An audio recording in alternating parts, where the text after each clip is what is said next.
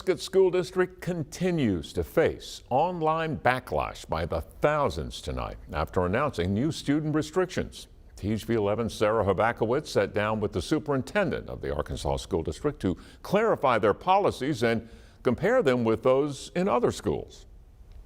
These two things here are very much impacting the education of children. In a school district of about 900 people, nearly 40,000 from all over the country chimed in on Prescott's new policies, most in opposition, calling them prison-like. Others saying they would simply ignore it due to safety concerns after Uvalde's tragedy earlier this year. A response Prescott Superintendent Poole never expected. I have no idea why ours is all of a sudden, the ones they pick to choose to run with. The new cell phone policy outlined on the school's Facebook page says phones will be banned from campus completely, requiring parents to pick up devices and pay a $10 fine each time a student is caught breaking the rule. If a lot of parents knew what kids were using their cell phones for, they'd probably take them and throw them in the trash immediately. As far as emergency situations, Poole says the phones could do more harm than good.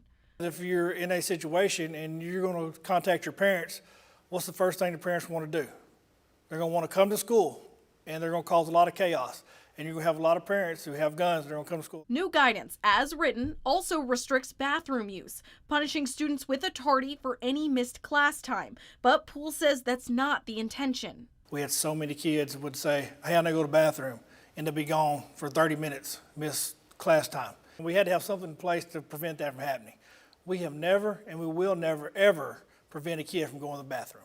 According to Poole, this policy actually isn't unique to Prescott. They're just the ones getting the heat. Other school districts are doing the exact same things we're doing, in much larger school districts. And while outrage poured in online, some parents actually in Prescott support the measures. They do not need those cell phones, and they need to follow Poole rules. We spoke with parents at districts with similar policies who say they aren't seeing many issues with it, but are cautious of future implications. I think the problem you run into is when you selectively enforce a policy, that leads to more trouble.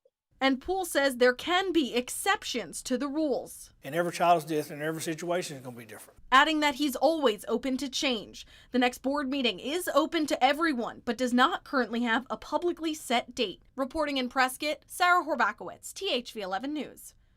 The initial post got so widespread that Prescott says they're now working to report fake pages created in their name, spreading misinformation.